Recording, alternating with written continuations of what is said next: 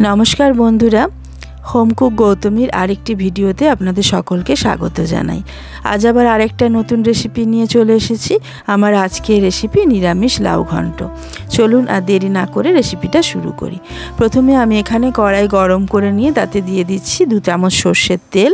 এবার তার মধ্যে আমি দিয়ে দিয়েছি একটা তেজপাতা অর্ধেক করে, একটা শুকনো লঙ্কা অর্ধেক করে আর সাদা জিরে, আর দিয়ে দিচ্ছি 4-5টা কাঁচা লঙ্কা মাঝখান থেকে চিড়ে। এবার এগুলোকে একটু ভালো করে ভেজে নেব।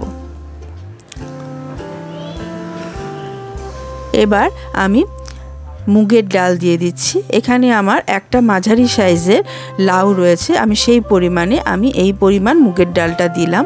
আপনাদের পরিমাণ অনুযায়ী মুগের ডাল দেবেন। মুগের ডালটা মোটামুটি একটু ভেজে নিচ্ছি, খুব লাল করে কড়া করে ভাজতে হবে না। মুগের ডাল ভাজা হয়ে গেছে। এবার তার মধ্যে আমি এরকম সরু লম্বা করে কেটে রাখা লাউগুলোকে দিয়ে দিচ্ছি। লাউগুলো আমি খুব বেশি যে একদম পাতলা সরু করে কেটেছি তেমন নয়, এরকম সাধারণ সরু করে কেটেছি। এবার খুব নাড়াচাড়া করে এই ডালের সঙ্গে লাউগুলোকে আমি মিশিয়ে নিচ্ছি। এবার এর মধ্যে দিয়ে দিলাম হলুদের গুঁড়ো পরিমাণ মতন, দিয়ে দিচ্ছি জিরে গুঁড়ো, ধনে গুঁড়ো, আর এগুলোকে খুব ভালো করে আমি মিশিয়ে নিচ্ছি। আমি এখনই নুন দেব না, এগুলো ভালো করে মিশিয়ে নেবার পরে আমি নুনটা দেব। নুন দেওয়ার পরই লাউয়ের থেকে জল বেরিয়ে যাবে এবং সেই জলেই লাউটা সিদ্ধ হয়ে যাবে। এবার আমি দিয়ে দিচ্ছি পরিমাণ মতন নুন।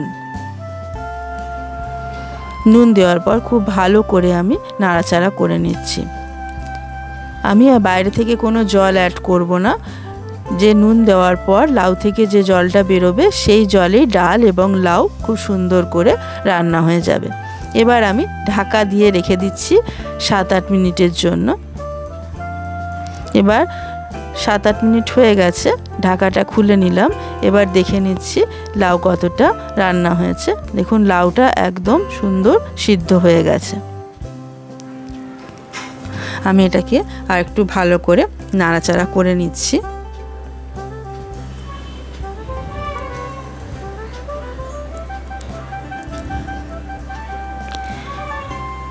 এবার আমি দিয়ে দিচ্ছি এর মধ্যে 1 চামচ গ্রেট করে রাখা আদা। আপনারা আদা পেস্ট করেও দিতে পারেন। এবার এই আদাটা এখানে একটু ভালো করে মিশিয়ে নিচ্ছি। আদাটা আমি পরে দিচ্ছি কারণ তাতে আদার গন্ধ আর স্বাদ দুটোই রান্নার মধ্যে খুব ভালোভাবে পাওয়া যাবে। খুব ভালো করে আমি নাড়াচাড়া করে নিলাম। এবার আমি ঢাকা দিয়ে আরও 2 মিনিট রান্না করে নেব। 2 মিনিট হয়ে গেছে, ঢাকা সরিয়ে নিলাম। এবার লাউটা একদম ভালো করে রান্না হয়ে গেছে। এবার আমি 1/2 চামচ মিষ্টি দিয়ে দিচ্ছি। এটা যেহেতু নিরামিষ রান্না আমি এর মধ্যে একটু মিষ্টি দিলাম, আর দিয়ে দিচ্ছি 1 চামচ ঘি।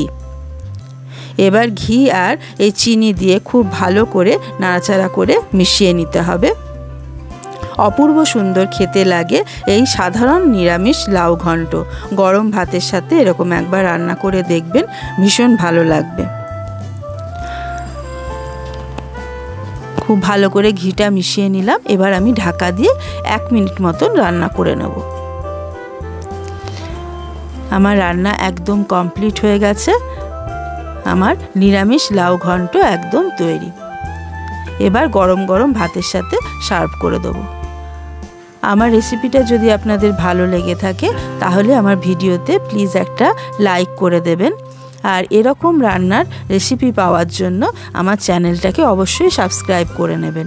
আর আজকের ভিডিওটা দেখার জন্য আপনাদের সকলকে অনেক ধন্যবাদ।